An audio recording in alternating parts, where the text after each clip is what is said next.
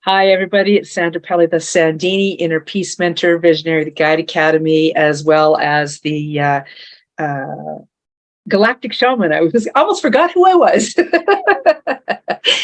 And today we're getting together to have this beautiful conversation around the untethered soul. If you're watching this on my YouTube channel, I would just absolutely love it if you would subscribe and like, because it may not make a difference to you, but it definitely makes a big difference to my channel. So thank you. Without any further ado, what we're talking about today is The Untethered Soul, The Journey Beyond Yourself by Michael A. Singer. And what I've really discovered about this book is Deepak Chopra wrote on the line on the cover, it says, read this book carefully and you will get more than a glimpse of eternity. And the further I go into the book, and I'll be honest, I haven't read the full book, so I'm loving that also means we can have a further conversation about this, maybe a month from now, a month and a half from now. But the first 7 chapters that I've read have just been astounding, absolutely astounding.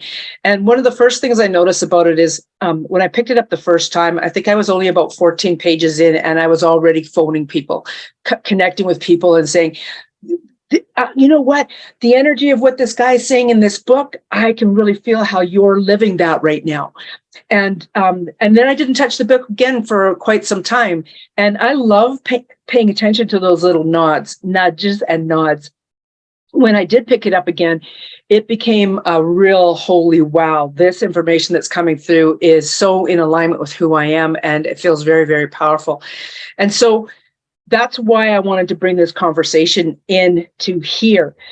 Now, I'm going to open up the floor, first of all, and ask if anybody has any questions right off the bat about this that they want to talk about specifically. Otherwise, I've got all kinds of little markers in my book of little places that we can definitely talk about if nobody has anything that they want to share right off the bat. So go ahead. Anybody have anything that they want to share that they'd like to speak about? Also, too, I'm just going to highlight again, I'll give you the floor in just a sec, Kitty. We have another attendee.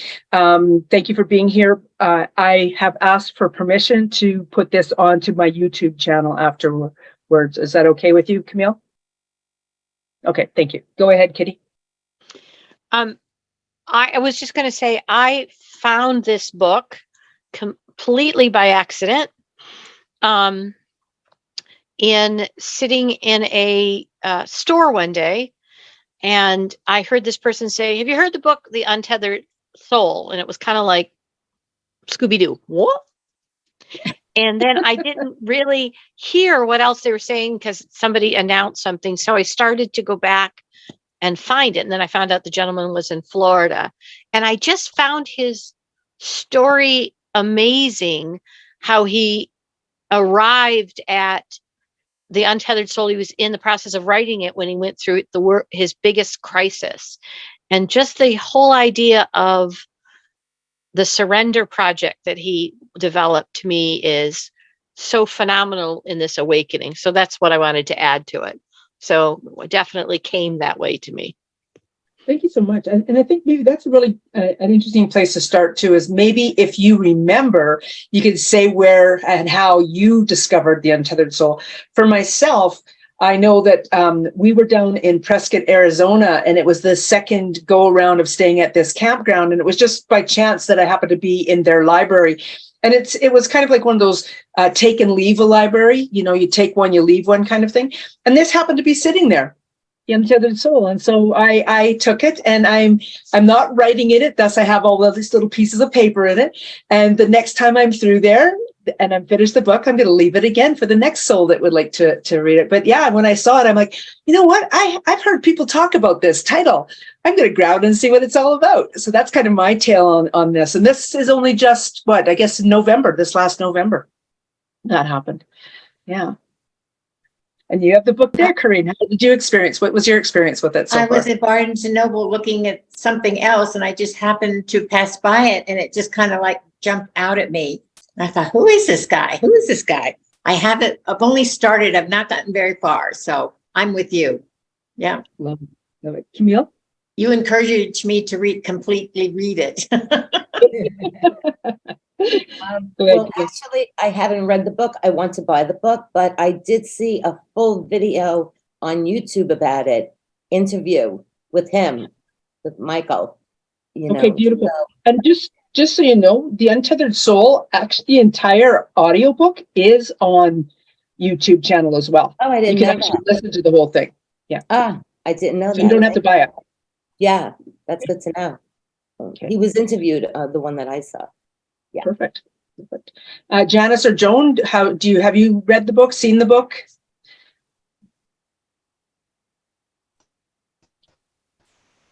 Oh, we can't hear you. We can't hear you. I just got the book this morning when I went to the mailbox, so oh, you can't, okay. No, we heard that. I don't know what's happening. Yeah. I may have to sign out and sign in. But we can Nope, hear you. Perfect there. Perfect. Go ahead and tell us. You just got it from the mailbox this Oh. morning? Yes, yeah. So in the morning I'll walk, and so I opened it up. I had ordered it because of you doing this, and you've mentioned Untethered Soul, so I got it. So I did get through chapter 1 this morning. So not very far. That's all right. Janice, how about yourself? I don't have the book, so I haven't read it, but I went on to Google and just got sort of a synopsis of the different chapters, a quick overview. But right away, the horse on the front racing down the beach, to me, that's my ultimate, what I want to do. And just that picture, yeah, just that alone to me is just total freedom. Yeah, I love the power of that. And the way the horse's one ear is, it looks like a unicorn. It looks like a very young horse too. It to does. me. Yeah, for sure. I- All right, on. I will tell you, it's a great audible book to be traveling with and listening to. That's how I heard it the first time. Because it's, you're able to stop and kind of think and then go back to it. So I bought print, but first time I did it was on Audible. So. So kind of just hopping into this part 1, where it's the voice inside your head, your inner roommate, who are you, and the lucid self. I know how impressed I was with that voice in your head and your inner roommate. And that's why I reached out to some of the community immediately to start talking about this, because we all have that voice in our head that's yammering away. And we think in some cases, I think a lot of us, when we first start out in life, we may think that this inner voice is something that actually has, how does this want to come through? We give it way more credit than it deserves, because I think we've been raised to believe that we should pay attention to that inner voice. But the reality of it is sometimes that inner voice is actually leading us astray. The mind has a mind of its own. Let's put it that way. It just wants to talk. And I know that I've done this really fascinating process, and I'm unsure who the gentleman was that spoke about this, but he's in essence, he said, and it might even be the beginning of this book, actually, when you're entirely quiet, like if you just go completely quiet and see how long you last before the thoughts start popping into your head, right? It's usually a very short time. And as we go through the whole book, that's what I've really noticed is everything that he's saying just seems to be in alignment with where I want to go as well. And why I am open with no expectations, no limitations, and okay with the outcome, or I am the outcome, has really been so proactive for me, because as I'm reading this book now, going through chapter 7, I'm really understanding that this is what he's talking about, right? So let's talk a little bit about that inner roommate. What's your guys' take on that inner roommate, and what are you doing with it? Because I know for myself, I've been having some interesting conversations with that inner roommate. And Kitty and I, because of our work with another book, have really kind of honed in on how to do some of those conversations even. But go ahead, Kitty. Yeah, well, and I think I told you this really recently. One of the things that I actually had been using your mantra, because I realized that what he talks about, I would have these thoughts and they were connected to emotions. And I realized it was as simple as, I don't want to have this reaction. I don't want to draw myself into things that really I cognitively understand are beyond my influence, my power, not my business, basically. And so I started, and the Untethered Soul was, that whole idea of what tethers me, what grounds me in this.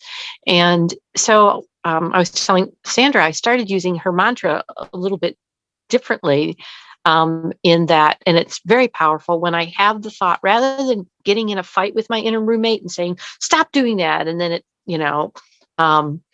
I would say, all right, I would like the heart to inform the mind versus the mind inform the heart. And so I would stop in that moment and I use your mantra. I have the thought, and it's not about punish myself. I'm like, wait a minute, let's say this is something I want to untether. So I stop and I breathe through it. And I've added, instead of I'm okay with it, I say I am the outcome. And it allows me, I'm teaching myself how to take that pause so that the roommate isn't, I have a harpy for a roommate. It's like a giant harpy eagle, and in a constant. And so I'm like, no, so when it comes up, I say, oh, that's something I really don't want to react to. So let me breathe through it. And I'm finding that I am becoming more and more untethered with that, because I take the time to address the thoughts rather than I'm pushing them away. It's an exchange. Okay, so let me breathe through this and see what we can do with it. So that's kind of how I've been using it.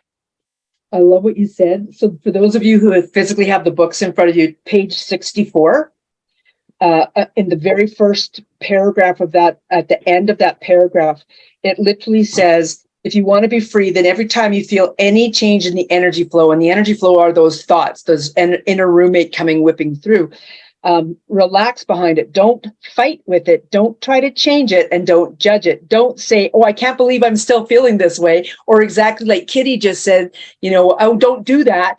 No, just go with it, flow with it. And then you're flowing out of that energy, or it's flowing out of you way more rapidly. I literally had this experience minutes before this call. I walked to go pick up my vehicle, and when I showed up there, we got new tires on it. I've got leaf springs and shocks sitting in the back of the truck because of the issues with the truck. And I've just found out that it needs a new ball joint. It needs all new brakes and rotors. And I walked out of there going, oh my gosh, I could get stuck in this energy. I could so easily. And it's like, okay, well, don't fight it either, right? Like, don't push it away and say it's not there, because I'm legitimately having these emotions, right? But very conscious of breathing my way through the moment, breathing my way through the I am open mantra. And then as soon as I got me kind of into this beautiful space of, okay, I want to exude love. In fact, when I was walking there, I actually shifted out of, okay, I don't want to just exude love. I want to channel love. So I'm not giving the love away. I'm channeling the love. Okay. So I've got to this space where I felt like I could channel love to this person who sold us the truck. And then I had this thought come in. That inner roommate went, yeah, but wait until your husband gets home, and then blah, blah, blah, blah, blah, blah, blah. It's like, oh my gosh, seriously. So I just kept going, channel love, channel love. But I know exactly what you're saying and where you're coming from with what you were saying there, Kitty. What's coming up for the rest of you guys when you're hearing this conversation?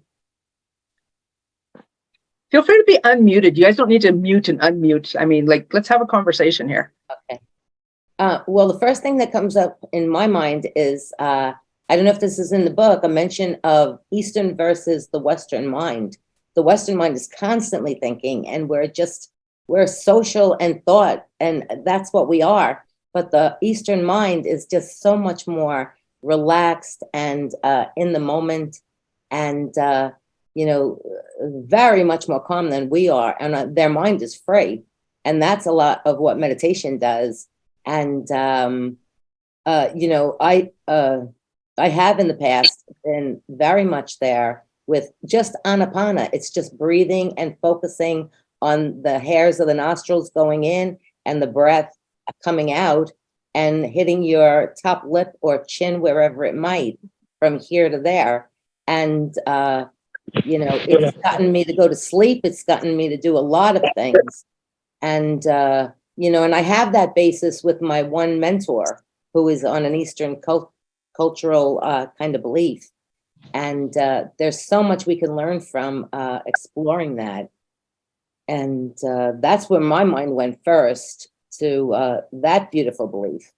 I can really feel the power of that, because this morning in our call with the pineal chakra activation, we went into this energy space, and I was feeling this real state of calmness, and people like the Dalai Lama and this type of energy, that's what I'm feeling. And it's not our Western culture.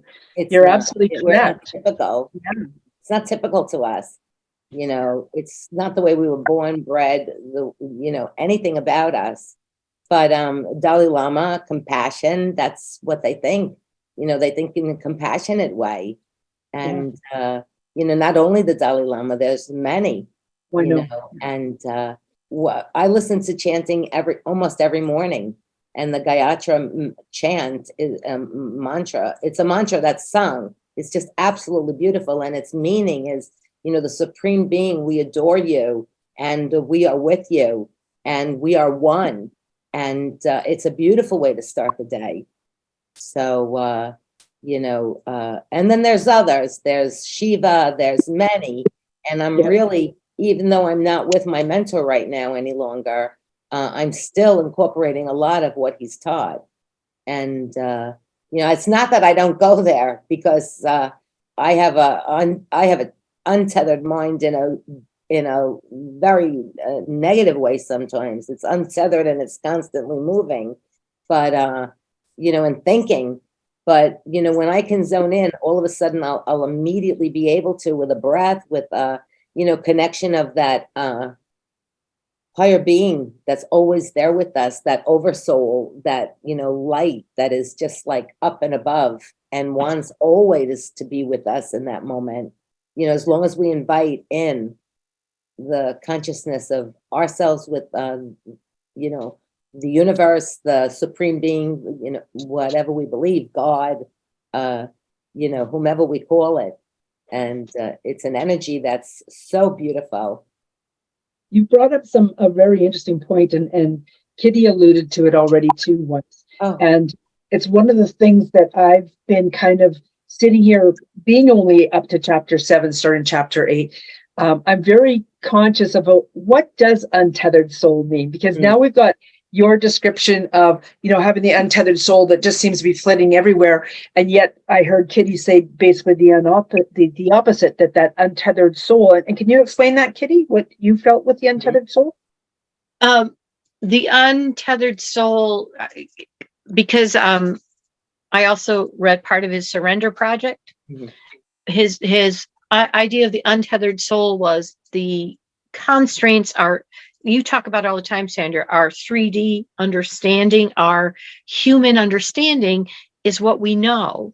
And yet when we're in meditation, like Camille was talking about, and when we're free from that, those tethers that make us try to understand and put in a pattern, we learned that from the book we did together, our brain puts it into some kind of pattern because it's helping us thinking it survived, but it's not servicing the heart necessarily. And it's learning to untether so the heart is serviced with the mind.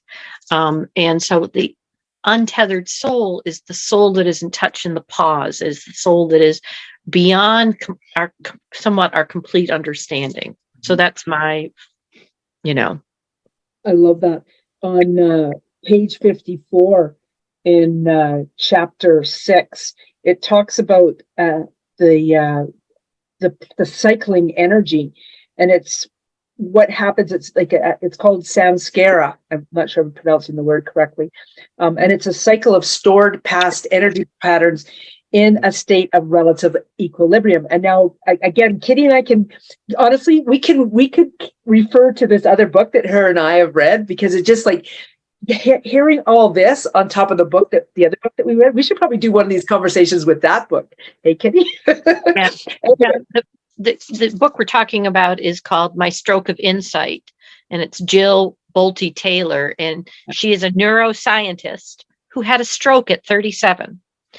And it was her spiritual journey to come back to talk about, because the side of her mind that went was the logical side. So she was living in the very spiritual side, but she talked about new bridges on how she had to reform them, because without this other side, we don't have senses.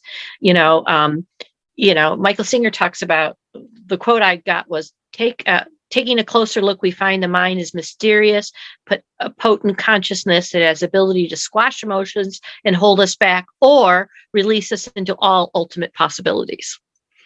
So that is very much what she talks about when we somehow bridge that. The difference between self, your personal self, your chi, all of those things. What was the name of the book again? My Stroke of Insight. My Stroke of Insight. And she has a great TED Talk, if you just put in My Stroke of Insight on YouTube, that you can listen to her talk about it. That's what I saw. I saw that about, hers, and it was a wonderful experience on TED Talk. Yeah. And I would actually recommend that, if anything, to get the Audible book, because I have the Audible book and it was incredible how she, like, and this is all pertaining to what we're talking about here too, you guys. You could hear when you could tell how spiritual oriented she is, because that side of the brain has been affected. And she talks about holding on to emotions for 90 seconds. And that's what this kind of paragraph's about. It's those stored past energy things. We're holding on to them for decades, lifetimes, right? But when you are listening to her with the audio version, when she gets to a certain chapter, you can tell when her logical mind comes back online, because her whole way of talking even changes. It's really fascinating. So this is what we're dealing with. This is what we're working with, is we're working with that logical side of us. And even though we use the word logical, there's a human concept word, right? That it's a logical thing to do, right? But it's really quite illogical that we think that this scientific way of doing things is the way of doing things, when it's that spiritual energy of, going through these cycles and getting rid of things. It's letting go, letting go, letting go. And this whole book is really about laying down that foundation and learning how to let go of things. And that's again, I can't emphasize enough why it was so impactful for me is that I am open mantra. I've been saying that I am open mantra now since like 2015, 16. And it has that new evolvement. Yes, evolvement. Because of Kitty, of not only saying I'm okay with the outcome, but I am the outcome. It changes the power of that whole mantra. But also too, this whole thing keeps talking about how if you hold on to the energy of something that is coming at you, then you're stuck there. You are literally stuck there, and that's what's affecting our bodies. Yeah. So that untethered soul, like when I heard Camille talk about, well, I'm so untethered, I'm just everywhere. Well, in reality, what I'm hearing you say is you're actually so caught up in things, you're not actually untethered. You're tethered to all of these different ways of thinking. That's exactly what I meant. I always get things backwards, inside out and upside down. That's all right. I meant to cut it off at the UN and say I am a tethered soul, in many ways still in form. But untethered to me just means exactly what Kitty mentioned about the freedom that we have in an untethered, because the tether is the horse's, in reference to the horse, is just his freedom. And that's where he is on the beach. How more free can you be on the beach? I had to run there the other day. I needed a mental health break, and that's where I went. That's my saving grace space. Thank you. Joan, what have you found powerful about chapter 1 so far? Well, when I was reading it, I'm still, I would have to say I'm more confused, because it was hard because I was sitting outside And so then I'm looking at the trees and I'm just enjoying. I'm not even having thoughts and stuff. But then I'm trying to think and process, am I having thoughts? So it was kind of like, am I having thoughts? I don't think I'm having thoughts, because I was like, I was just so enjoying where I was at. And I saw butterflies. There's these white butterflies that fly around and then they do a little dance with each other. And so I was in a space of that. And so I'm kind of in a place that I have to have time to process what was said, because I was sitting enjoying where I was at, but yet then I was trying to say, okay, now what did he say? So I need to get what he said out of the way and be able to look at my life. I do sit back and observe my thoughts a lot. I hear my thoughts quite frequently, and they will give me clues as to, that's what's going on. That's what I need to release and that. So I'm going to have to, it's like, all right, I'm going to have to play with this process, because I'm not sure at this point with what I read. I was like, well, I don't know. Fair enough. And I will agree with you. I think that's why I read just like those first 14 or 15 pages and walked away from the book for a couple months, is because when they start talking about your mind and then the inner roommate, it was like, I need to process this first before I can get any deeper into the book. And I'm recognizing now, like when I was laying outside at lunchtime today, same as you, I'm enjoying the sun, I'm enjoying the sounds of the birds. And then I see a mother bird with its little bird. I'm like, oh, the little bird is flying. And then I see the mother bird up there because the magpie, well, that's thoughts coming in. Like the magpie is going to possibly chase the little bird. And you notice how my the way I'm talking has even changed, right? Yeah. So these are clues and cues on recognizing when the thoughts are kind of shifting and changing. Go ahead, Kitty. I remember when I first started reading the book, I did exactly the same thing, guys. I put it down. And then I spent like 2 weeks walking around going, I am not my thoughts. I am not my emotions. I am not my thoughts. I am not my emotions, in situations like entering in, because that was I don't know if anybody else, that was a brand new concept for me. I am neither my thoughts nor my emotions. And then knowing how they keep pairing, and then I make choices from them. I'm not my thoughts. I'm not. So when I get upset, because in that moment, I would be those things. And that for me was that's in that first chapter. I am not my thoughts. I am not my emotions. Wow. I'm not. So what am I? That begs the next question. So what am I? So. And this is so powerful to me because of where I'm going with this 3D and 5D and human concept and higher. Exactly. Yeah. What Kitty just said, it's not my thoughts, it's not my emotions, it's spirit. That's what we are, first and foremost. Spirit first, and everything else can fall away.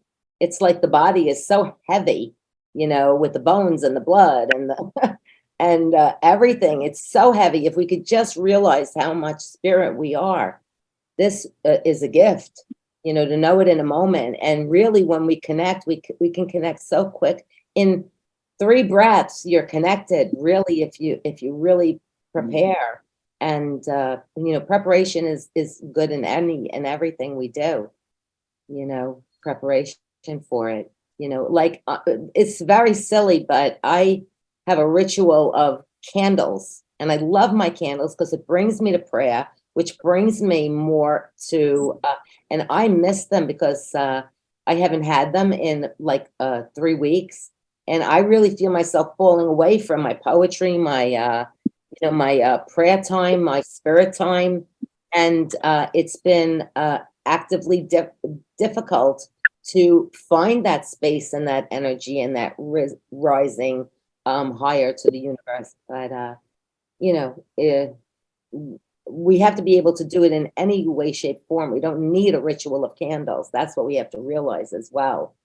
It doesn't take that ritualisticness, but there are very ritual cultures that really emanate the ritual. The Native Americans do with the sweat lodges and things. because I was on a journey for perfection for like 3 years, 4 years. And there is no perfect self, but it's certainly we can be near to there, you know, in a very untethered way, you know. And I don't know his formula of the surrender. So that'll be new for me. Because I Well, don't and, you know, I think what I'm hearing, what I'm seeing, what I'm reading, and I'm going to say what I'm hearing and what I'm feeling constantly comes back to the simplicity of things. And you're so accurate. Like I who doesn't like to do ritual? Who doesn't like to do ceremony? Like it just seems to take you to this beautiful space, right? However, having said that, if we become accustomed to literally getting into that space with just breath, Mhm. we will attain it more quickly, I believe, because it's so simple to do something that comes simply to us. Yeah. Right. And also that conscious thought, you know, like, how do I want to react? Well, when I walked to get the truck today, I thought about what I said in the earlier call today, where I'm a light body, I'm an energy light body. And literally as I walked, I would say I am an energy light body, and I could feel my shoulders going back. I could feel my, like, even Camille, you just did the same thing. You lifted up, right? The energy of who I am changed. And so every time I took a step, well, not every single time, but I constantly was having that, I was making the choice to have that thought come into my head rather than the thought of, oh my gosh, it's so hot out. Oh, I wish I'd worn something else. Oh, this, oh, that. I chose instead what my thought would be. So I'm choosing who my inner roommate will be instead of just letting a random thought take control of my life. Right. And that's his theory. Like we have this inner roommate that talks to us. Is that correct? And then in the beginning of the book, he talks about the inner roommate, and that inner roommate is that one who when I sat in the truck was saying, oh, what about your husband? He's going to think this when he gets home. And, right. and I'm already popping into that energy when I don't need to be in that energy. Like when he gets home, if I'm breathing my way through the I am open mantra, ideally, when I go to say this to him, I'm not going to do it as soon as he walks in the door either. Like there's ways of doing things, right? We don't have to create the chaos in our life. And that's a big awareness, right? That's a big awareness to be aware of. And I feel like I'm just repeating myself with certain words, but awareness is so huge, so huge. If I'm aware of what I'm thinking, if I'm aware of what I'm feeling, then I'm aware of how I can start to shift and change that. Right. Well, like Kitty and I have both said is like, I'm thinking this thought. I don't want to think that thought. Go ahead, Kitty. You're muted. You're muted, my friend. I'm muted because my dog was talking to me. He talks about, you know, we hear often about your unconscious self, but he talks about that we are actually pure. He doesn't call it subconscious. He calls it pure conscious self. And then he talks about we have a perceived conscious self. And the bridge, that surrender project he talks about, is letting go of the perceived self, you know, like saying, I don't really want to have these thoughts, so that you can be more in touch with the bigger conscious self. There's the self and the personal self, and the conscious self is connected to all of us when we let it. So he really makes that distinction, which I think is really very interesting on how he separates that roommate is our self-perception that's always talking, trying to make sense out of it, in a good way. You know, it's not but it is constantly trying to make sense. And when we're quiet in meditation, we're in that bigger self, that bigger conscious self. That's the pure self, really, in that conscious self. You know, we're all that way when we start out. It's just that so much, we really are. We're so pure when we're born. It's just, you know, life happens. That's it. It's this life. It's the human condition. It's the difference between the spirit in the spirit world on the other side. And it's the difference between, you know, the chaos that's in life itself. I mean, right now the world is in, I don't want to bring up the world, but it's kind of chaotic. You know, it's kind of chaotic. It's going through a change for sure. It will. Yeah. What I really like about this is that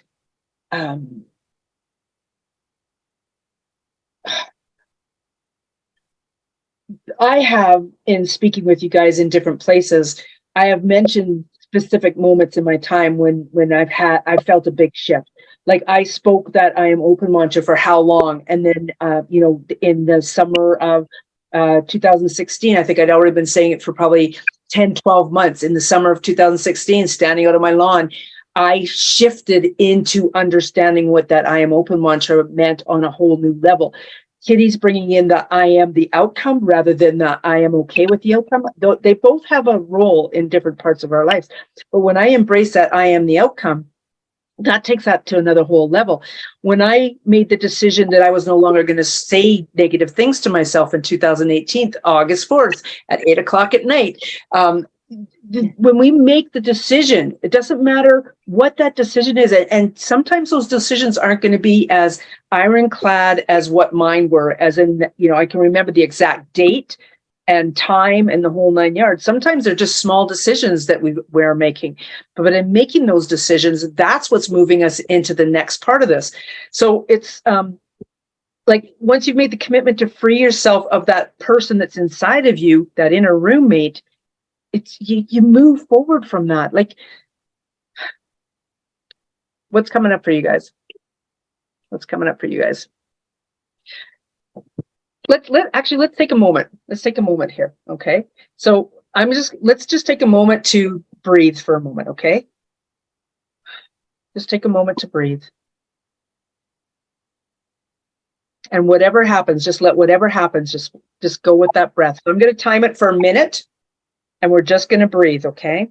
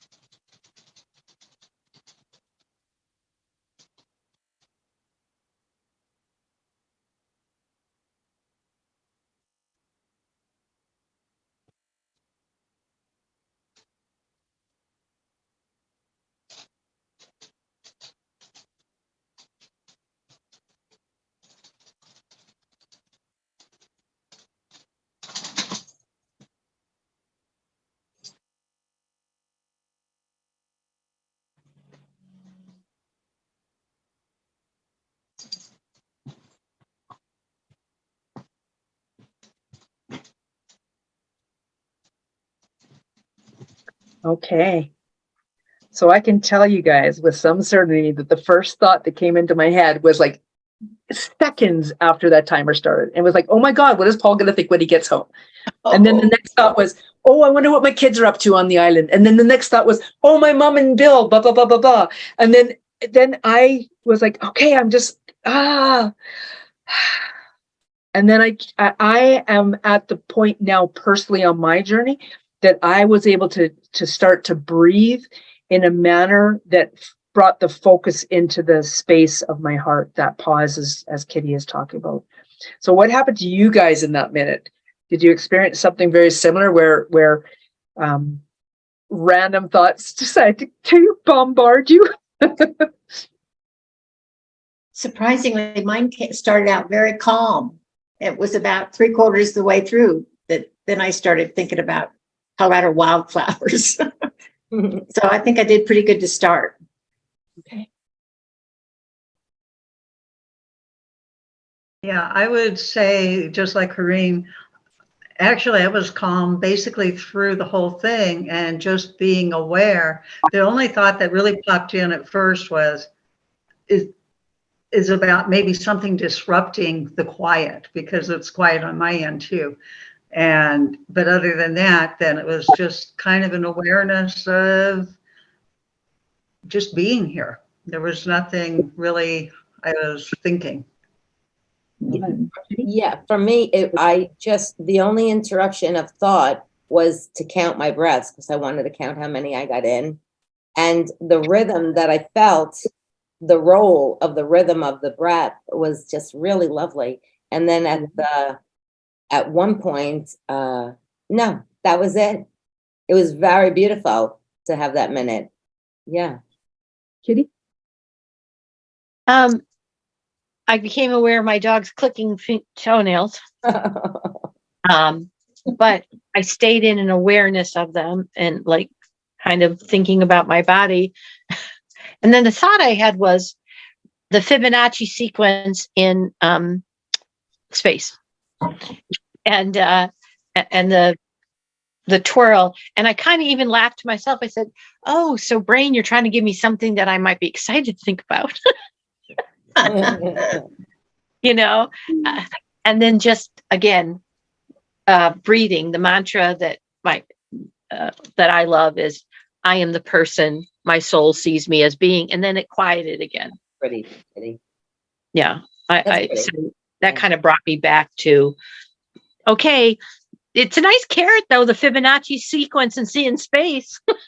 Not, Sequence. you know, like, Yeah. so. How about yourself, Janice? I have some a pain in my stomach right now, so it just immediately went to that and just stayed there, but no thoughts because it was just focused on that area of the body. I love that. So as you can see, everybody, first of all, we've all had entirely different experiences, and it doesn't matter where we are on our spiritual journey. We're all human. We truly are all human. And I chose to step into that and on purpose chose not to do a mantra because I wanted to just see what was happening. So for me, it showed me that if I brought myself back to breath, just like Camille, that I would be in that space again very easily. So I love that. But it also too, when I hear what some of the rest of you have said, like Janice with that pain, our mind will go to things like that pain, and then it focuses on that pain, and then that pain, it begins to radiate rather than dissipate. And so he talks about, if you see somebody drive by in a blue car and it's like you really want that car, right? And then all of a sudden that's all you're focused on is that blue car, right? So it's just like that pain in the belly. So it's very, very interesting how we kind of went in different directions there. But yeah. Kitty, did you want to say something else? Mm-mm. No, it's absolutely fascinating. The words of a poem I knew as a kid: "Nobody sees what I can see, for back of my eyes there's only me, and nobody knows what I can know." And that's part of this tapping into what energy we are so conscious of, and how we work with it. So it's. And my roommate has run amok for many years. So. Oh, is that Kitty? I said, one of the things I learned is that my inner roommate had run amok for many, many years. Oh, mine does too, still. And so I set out about 2 years ago to make friends with it.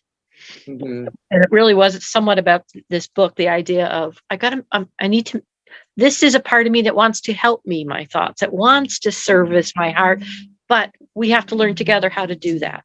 Yeah. And it's awareness, it's consciousness of it. Yeah. And the purity that we can. Oh, I'm sorry, Sandra. Oh, I just wanted to say, I think that this is why this conversation to me was so important, because it feels like it's the natural step in the direction that I know, for one, that I'm going out of that 3D and into the 5D, out of that human concept into a deeper awareness, a pure consciousness now is the word, right? And so this being able to actively talk about what's going on in our heads, like Kitty's talked a lot of late of how she's actually asked her mind to work in a partnership with their heart. I know when I first started to do this work, I was asking people to be very conscious of only going into their heart until their heart actually came up to a level where the brain would actually they'd be able to work together, because we're so out of balance at first, our head over our heart, our mind over our heart. And I love that we're now reaching that point. More people are reaching that point where we can now come into this and have a partnership, a marriage between the heart and the mind. And it just becomes that much more of a cohesive, I don't know, that light being in me, everything. And then maybe this is the thinning of the veil coming online too. Hey, Kitty, that heaven's cross where we're actually able to see things with our eyes closed or with our eyes open in such a different way now. And that's that untethered soul really starting to rise up and want to be so much more. Very powerful. And for me, I'm coming to a new level of understanding that as I get there, we're all getting there, because that in that pause, that total consciousness, if my consciousness is there, I'm in that consciousness with other people, and that becomes the vibration. What I believe, I'm sorry to cut you off. No. What I believe is that whatever we put out to the universe and Mother Nature can only return to us. So when we're giving out all the beautiful vibes and vibrational energy, then that's what she returns to us. Beautiful weather, beautiful, whatever Mother Nature controls, and the whole earth. And, it's when sky and earth meet, what we give out to the sky, only that can come back to us in a good or bad way, in a positive or negative way. What does that say? We become what we think. Yes, we become what we think. Lift it up a bit more, Karine. Yeah. We become what we think. I'm on my phone. Energy flows where attention goes. Yeah, whose quote is that? I don't know. It's a combination of several. Oh, really? We become what we think about. Energy flows where attention goes. Yeah, it's very true. Mm-hmm. Well, that's why I have it large so I can remember. Yeah, I have certain things written right here. And for me, on a very personal level, I'm understanding that my personal level is the collective level, and the collective level is my personal level. I want a joyful life. I want a happy life. That's why when I have thoughts that I'm like, let me work with this. How is this serving the heart? And so I believe that then I so love creating that space for me, because it becomes a space for everyone. Right. Too. It's understanding how important we are as individuals, and yet if we sit here, there's 6 of us right here, and we're all in this beautiful space coming from the heart, and that's radiating out. It is that ripple effect. Sure. Can you imagine if it was intensified to like a maximum? It is. No, I know it is, because we are all one spaceship. And did you ever read Gary Zukav's book? Yep. Yeah. I mean, I read that years and years ago, and it's still the same truth. Whoever says it in another way, it's still the same truth. It's every breath is important in the spaceship of life, in the spaceship of Earth. We're like all tied together. Every single one of us are in the web. There's not a single soul that's alive that and beyond that isn't part of it all. That to me is the essence of importance. I don't know. I haven't read it, but I did listen to the video, so I'm a little bit ahead that way. But I don't recall his Michael. What's his last name again? Singer. Singer. Excuse me. Singer, like a singer. Singer. Yeah. Yeah, because because I'm thinking a lot about these days about what is reality, and that all realities exist. Our concept is time, all at once. And if that's that vibrational energy, like you were talking about when you were walking, that's what I want to continually. I am tapped into that. I'm just developing ways that I notice I've tapped into it. Exactly. And every conversation that we have that we're talking about this, and I know I keep falling back on those old words of 3D and 5D, but there's other words for it, and I can't remember what's someone said a different word entirely, and I think I can't even remember what it is, so my apologies about that. But it truly is making the decision on a moment to moment basis of how you want to be in this space. Right. You know, Kitty said time and the reality, and for me, and that was just to kind of show the example of where she's at in this moment. But this it's all about space. If we're energy, everything's energy. To me, there is no inanimate objects.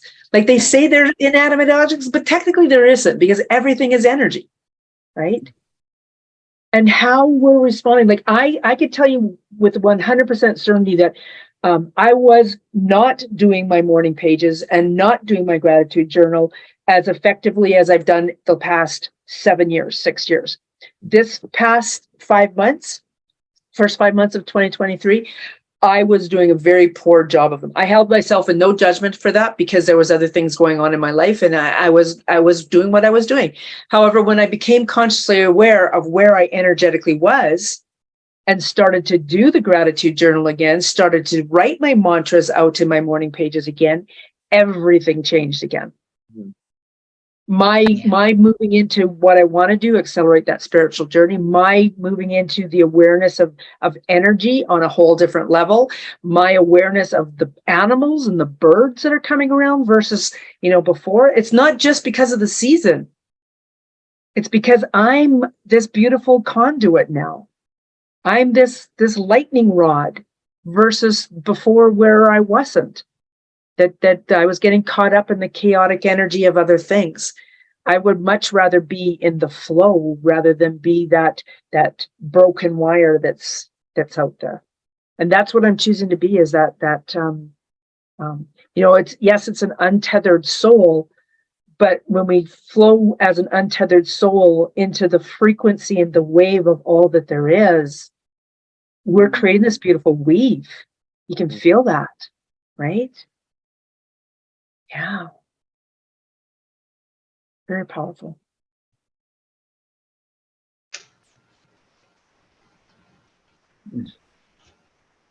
Anybody want to add anything? I know I'd like to, I really, what I'd like to do is go this in this book. Like, I have Kitty, I have your name written on this one. So let me find out what it is here. So on page 61, first paragraph, line 2. Okay, so in essence, when we have this thing going on, say like this, like using Janice as the example right now, she has a bellyache. I might have my hip ache, right? When we decide to ignore it, it doesn't go away, right? There's something energetically happening there, and we're blocking it, and that's part of the problem. So what Michael's talking about through this is letting go of that. So that's where I'm acknowledge that, and then I'm open with no expectations, no limitations, and I am the outcome. That's because you're stepping into the energy of that power. The second last paragraph, I don't know why I pulled up Kitty's name in here, but let me see if this is it. If you really want to grow, you have to do the opposite. Real spiritual growth happens when there is only one of you inside. There's not a part that's scared and another part that's protecting the part that's scared. All parts are unified because there is no part of you that you're not willing to see. The mind is no longer divided into the conscious and subconscious. Everything you see inside is just something you see inside. It's not you, it's what you see. There is simply the pure energy pouring inside of you that creates the ripples of thoughts and emotions, and there's the consciousness that's aware of it. There is simply you watching the dance of the psyche.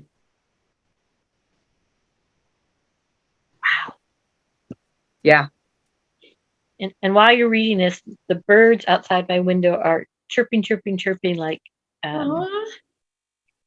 very much like confirmation. That's one of my words for this year is confirmation. And it make when you're reading it, one of the things Spirit told me when I was picking my words this year, I wanted guidance, clarity, confirmation, and then the word compassion just kept coming in my brain. Finally went, okay, add compassion. And that has been what it's all about. If I can be observing that, this is just what I'm coming to understand, and have compassion for the fearful part of me, for the bellyache part of me, for the part that doesn't get it. Have compassion that, yeah, you know what? We're all in this together. We're a team kind of thing. It's integrating because I have self-compassion, and then it's so much easier to tap into that bigger consciousness of compassion. You know, I'm here to learn. Yeah. Love that. We're all either students or teachers at the moment. You know, it's interchangeable all the time. We're either giving a teaching moment or we're having a learning moment. You know, that's my truth of how I feel. And just on that thought of about what we were just referring to, there's a mantra in the Eastern that is no body, no mind. No body, no mind. No body, no mind. And at first I couldn't really wrap my head around it because of the physical difficulties I have. But if you really go there without, you know, any thought of body or mind, you can let it go and just you're just spirit. You're not a body, you're not a mind. You're just fully, and that's I think what you were exactly talking about in that passage that you read. Highly recommend when I send out the pineal chakra activation, listen to the wind up conversation after it, because it's basically says the same thing. The way we went into the energy, and I, as a human being, I've never done the pineal chakra activation from an energy point of view. I've always done it from the visual of the head point of view. So it was a really interesting experience to shift into that, not necessarily having these points per se that are human on the head, but these points are coming into the energy instead. It was just really, really fascinating. There's another paragraph here I'd like to read too. The alternative is to enjoy life instead of clinging to it or pushing it away. If you can live like that, each moment will change you. If you're willing to experience the gift of life instead of fighting with it, you will be moved to the depth of your being. When you reach this state, you will begin to see the secrets of the heart. The heart is a place through which energy flows to sustain you. This energy inspires you and raises you. It is the strength that carries you through life. It is the beautiful experience of love that pours through your whole being. This is meant to be going on inside you at all times. The highest state you've ever experienced is simply the result of how open you were. If you don't close, it can be like that all the time. Don't sell yourself short. This can go on all the time. Unending inspiration, unending love, and unending openness. That is the natural state of a healthy heart. This is what I am ideally, why I want to have this conversation with you guys is because this is what I want to experience. This is what I want you guys to experience. This is what I experienced when I walked to get the truck, choosing to walk in the light, choosing to feel like I'm the energy being, choosing to, like I said, I thought, oh, I'm exuding love. And when I shifted out away from that, from exuding love to I'm channeling love, I felt this shift in my body again, you know, so it's really such a conscious state of being. And it's like Kitty said, it like what Michael says, pure consciousness. I'm purely conscious. Like, feel that, you guys. Can you feel that? Yeah. There's this sense of there's no human words to describe what I am feeling in this moment, because all I am doing is just, I am love. It's taking all of those mantras of the I am love and the I am open to a different state of being, to a more powerful state of being. I know I'm very conscious of not saying the next level, because I don't think it's the next level. I think it truly is just a deeper understanding of the state of being that I ultimately want to be in myself. And by me choosing to be like this, I know it's positively affecting other people around me. I experienced that this morning in our call this morning when Maria said she's only getting a couple minutes with her husband because he's working graveyard shift. And because she's only getting a couple minutes, she's choosing when that hug, she has that hug, she's pouring everything she's got into that hug. That's what this is about. It's so powerful. It's Part kind of my morning mantra is, what would love do? That's how I'm living my life. What would love do? Mhm. it's kind of like being in the action of, you're in the action That's of the love. You know, you're in the action of it. You know, you're experiencing it as if you're the tree. I don't know if you can imagine that, but when I see, when I go through the trees every time, because I live now, if South Carolina is so different from New York and Queens. Yes. And, you know, going through the winding roads, I'm in that tree. I'm with that tree. I'm loving that tree and reciting poetry to that tree, you know, and it's just beautiful, you know, but I don't have a tribe. Around here I do, but, you know, this is my tribe, but, you know, it would be nice to have a little bit of 1 or 2 or 3 people in person too. You know, it can be lonely. I think we're all experiencing those type of things. So Yeah. that's Well, that's the way because the world is right the now. nature of us needs the companionship and the connection and, you know, the togetherness too. You know, it really is a chaotic world.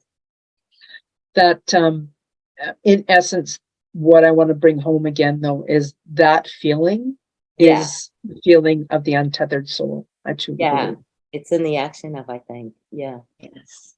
Go ahead, Kitty. I just wanted to share a story about that level of love as we talk about the untethered soul. Sandra sent me a message. I missed the healing, the empowering healer within.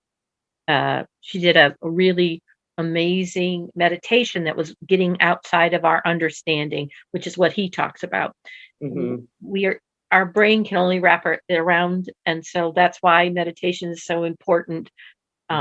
Because our brain, even if it has thoughts, that's part of it. There's this other information coming in. So anyway, I listened to it. Tanner knows this story. And in the middle of it, because that is part of dealing with what are the thoughts versus, you know, like I said, the little Fibonacci sequence that, you know, but in the middle of it, in my heart, I started hearing this song, You'll Be in My Heart, that one that Phil Collins does. You'll be in my heart. And Oh, yes. there were many times over the next 5 days when I would pause, it would play. And I thought, how lovely, what a wonderful message from Spirit. I'm in the heart of Spirit. All of these things, I thought, great. Well, then I came across something called, and I highly recommend everybody, it's on Gaia right now. It's still free. You have to put in your email address, but there's something called the Goddess Project. These 2 women were led to learn about women and this whole feminine coming. It's not just about women, but it's about the feminine aspect. And I'm listening to this and I'm watching it and I realize the song, You'll Be in My Heart, is instrumentally played through each section. Beautiful. Yeah. So that's one of those things as we untether our soul. I couldn't have predicted that. I couldn't have. I just thought, what a wonderful message, you'll be in my heart. And all of a sudden, these ladies who are out looking to include all of us are using that as their, you'll be in my heart. You'll be in my heart. So Wow. it is such an important piece of untethering. You received the guidance to know that you were going to, you know, hear it somewhere in there. And that it's a message, it's a universal message. You'll be in my heart. Yeah. Yeah. Isn't Gaia only like a month free and then you have to pay for it? Yeah. Yeah. This is, you don't have to be on Gaia TV for this. It just happened to be, they released it. It was free. I can repost, send it again to, and then it got such an overwhelming response. Ask Sandra, she started to watch it and it said, oh, it's free for another 62 hours. I'll come back to it. She went back to it. But if you put your email address in, they'll give you a one-time play of it. They'll send you a link to play it. Oh, okay. So, but I get it's, nervous with that because I always forget and then I get charged. Yes. I just can't do that anymore. I'm right there with you. Yeah, In I'm always essence, forever doing it. coming back to the book, um, Oh, yes. this is in such powerful alignment with who I think all and each and every one of us truly is. It's that that recognizing who we want to be or how we want to act, and that we have the tools. That it truly is as simple as breath for connection. The mantras that each of us have are very, very empowering, and that when if you haven't read the book, it's a really good book to read. If you never read the book, that's absolutely fine too. It's available on YouTube and audio. There's also, as Camille mentioned, a video interview of Michael Singer on YouTube as well. I have found that for me, it's just been such powerful confirmations of the things that I have kind of found on my own. And now I'm getting confirmations from so many different places about the same thing. And that's so powerful because it helps me to feel like, maybe, heck yeah, I'd like to be the first one to discover something, but do I need to be the first one to discover something? No, my ego's not that big. But having said that, that understanding that this is ancient stuff, that this is very much a part of who we are, and we are starting to rediscover this at a whole different awareness. And that's why I really wanted to come on and talk to you about the book. And I'd like to explore this more when more of you have had a chance to read this a little bit more deeply as well, and me to finish it as well. Because I could keep pulling out paragraphs and paragraphs of this book, and you can hear when I read it that this is in such alignment with who I am as the person that I am, but also what I bring to people that I speak with. It is so ingrained in me, and that it's in a book already. I really feel like every one of us here has the potential to become the untethered soul. And in that experience of the untethered soul, life is limitless. Like there's no cap. There's no cap that's saying this is as far as you can go. It's only self-inflicted when it is. Right? Yeah. Any wind-up comments? Any insights on this? I just thank you for having this conversation. One of the key things that unfolds in the untethered soul is we took a human experience. We will have fear. We will have jealousy. It's how we focus on it and what we do with it that becomes that piece of it that untethers us. We will stick our middle fingers up at people driving down the road sometimes. We just will. And then we'll go, that's probably, I try to remember to say bless you, but every once in a while I really want to flip you off. So sorry. I'm compassionate. I embrace that piece of me that once in a while just loses it. Yeah. So, but thank you, Sandra, for doing this. I would love to have more conversations. Anybody else have anything they want to say or comment about the book or what they've experienced here today? Do you feel like you're all in alignment with where you are wanting to go? Do you have any questions on something that might be blocking you? It seems like it's lessons learned. It's like lessons learned. Mm-hmm. Yeah, it was a beautiful share from from most everyone. I feel bad for Janice, you didn't, and Joan didn't get to speak too much. And Corinne, I kind of tend to monopolize. I apologize. And but what we shared was really very beautiful. And for me, I want to thank you and everyone here. And I would like to read the whole book, but I'd like it in an audio because it would go so much smoother for me. I absolutely get it done, in the car. And I have a whole host of books to read, and I mean to. I just, Yeah. I absorb everything and it takes me so long to read it, you know? We can relate. Yeah, for sure. Yeah. Yeah. Janice or Joan, do you guys have anything that you'd like to say on, as a final windup? I would just say that there's a lot to process, especially since I just got the book this morning. So I'm going to see where it takes me. Yeah. Thank you. Yeah, Jennifer. another discussion would be great, Sandra, at a point in time. Yeah, we will. Janice? Yeah, a lot to process here. But I sort of wrote down the awareness of thoughts and emotions will allow you to shift and change. So until I get the book, I can work on some of these key things that came up today. Yeah. Thank you so much, ladies. Very powerful. Yes. Take care. Thank you. I want to say namaste. That's Kitty's word, namaste. Go forth and multiply and ripple that love, guys. There you go. Bye-bye.